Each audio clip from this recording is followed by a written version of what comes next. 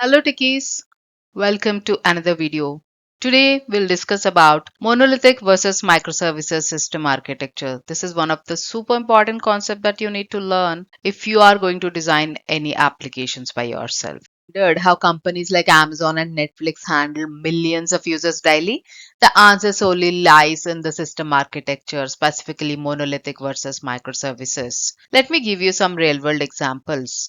Amazon in early 1990s and 2000s used to be a monolithic system, a single large application managing inventory, payments, and recommendations together. As more users joined, adding features and scaling became very difficult. Second example is Facebook. Initially had a monolithic PHP code base where all functionalities like newsfeed, user profiles, messaging were all part of a single application. As user growth exploded, scaling and deploying updates became very difficult for Facebook. Later, they introduced Hack, PHP variant of it, and microservices for better scalability.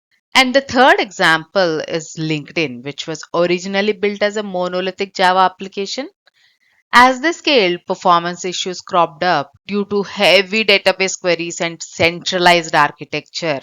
So they later moved to microservices using Kafka for messaging. I'll dive deep into when to use monolithic architecture versus when to use microservices in this video. This is the one video that you need to watch if you want to understand between these two architectures. If you have not subscribed to the channel yet, go ahead and smash that subscribe button. Also, like the video, comment, and share to the people who need it. Moving on.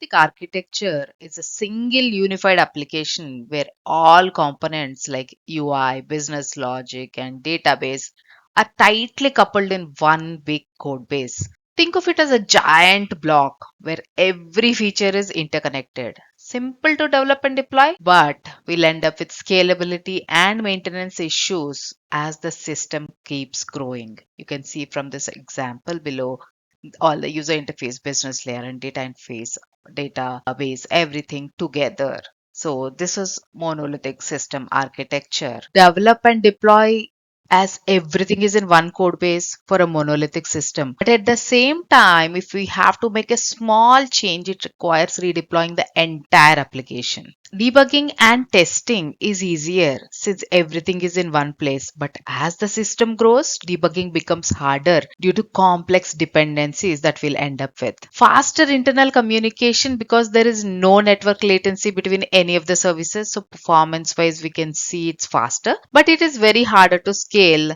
because specific features like performance bottlenecks can occur as the system grows. So, operational complexity, no need for API gateways, service discovery, or inter service communication. It becomes difficult to manage as the code base grows. So, data management wise, its asset compliant transactions are easier with a single database, but scaling the database is challenging as all features are relying on it.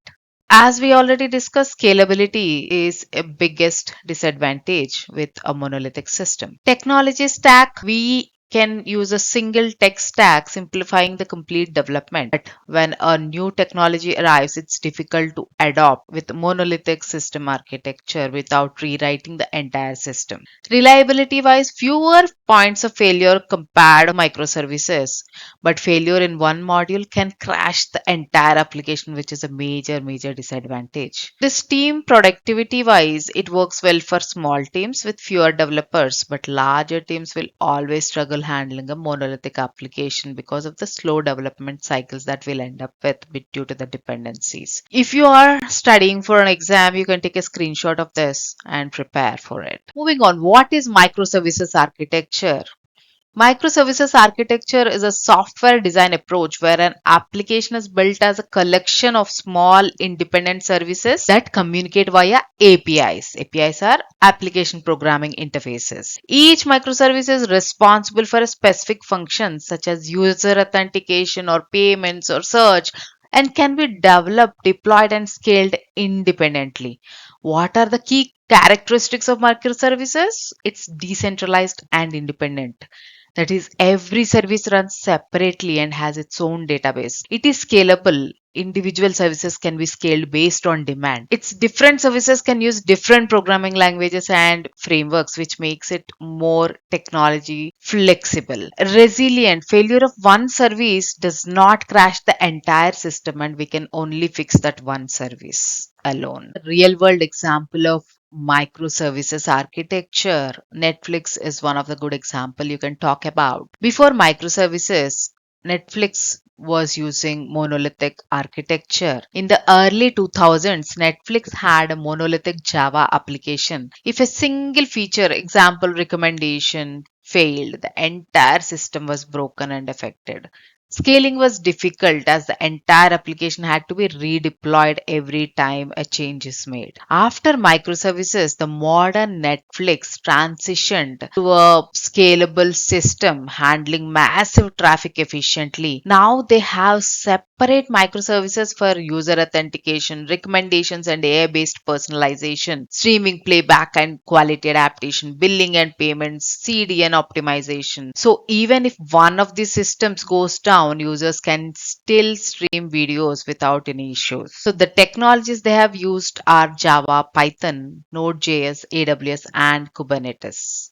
Real world examples of microservices includes Amazon, as we already discussed. It uses microservices now for product recommendations, orders, payments, search, and all its functionalities. There is a microservice. Uber, it uses microservices to manage drivers, riders, payments, and trip calculations. These all are independent services. Spotify, each feature, music streaming, playlist recommendations, is a separate microservice. Twitter moved from monolithic Rails to microservices to handle high traffic and real time interactions. What is common in all this? Moving to microservices architecture gave them the flexibility to scale, and even one of the services is down, it is not going to impact the others, and the system can still run without any issues. If we see the advantages and disadvantages of microservices, scalability, each service can be scaled independently based on demand, but actually it needs also more infrastructure to handle these multiple services. Flexibility. Different services can use different technologies and programming languages. Requires skilled teams to manage diverse technologies. That's a disadvantage. Deployment wise, every service can be updated and deployed independently. But actually, if you see, the disadvantage of it is complexity increases with multiple services. The fault isolation, as we already discussed on this, a failure in one service does not crash the entire application. At the same time, it requires robust monitoring to detect failures quickly. Performance wise, can optimize each service for performance individually. But disadvantage, communication between these services can also slow down the system a bit with network latency in place. Development speed, multiple teams can work on different services simultaneously, speeding up the development process. But disadvantage, increased DevOps and coordination efforts needed. Resilience. Services can be restarted or replaced without affecting the entire system. But debugging is harder due to distributed nature. Data management. Each service can have its own database, reducing contention, but at the same time, data consistency and synchronization becomes some challenge. Security wise, better security isolation per service, but more attack surfaces due to multiple APIs and endpoints. Testing and debugging, every service can be tested independently, but complex to trace and debug issues because of the multiple services involved. If we get into the details of when to use monolithic and when to use microservices architecture, monolithic architecture is good when we have a single tightly coupled application, but microservices when we have a huge system with multiple independent services. It's development wise, it's good for small, simple teams. Microservices architecture requires coordination, across teams, because every team will be handling its own service and we need some collaboration and coordination between the teams.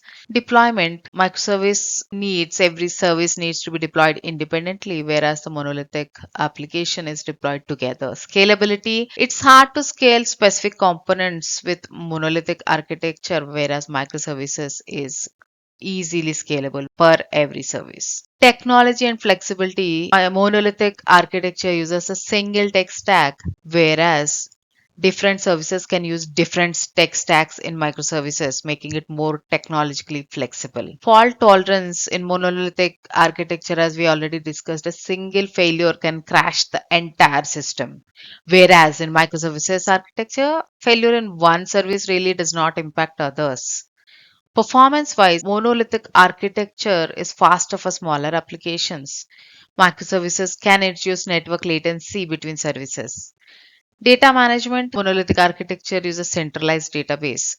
Microservices, each service can have its own database and it can make its own choice of databases. Operational complexity, it's very easy to manage initially for monolithic architecture with everything in place at one place, right?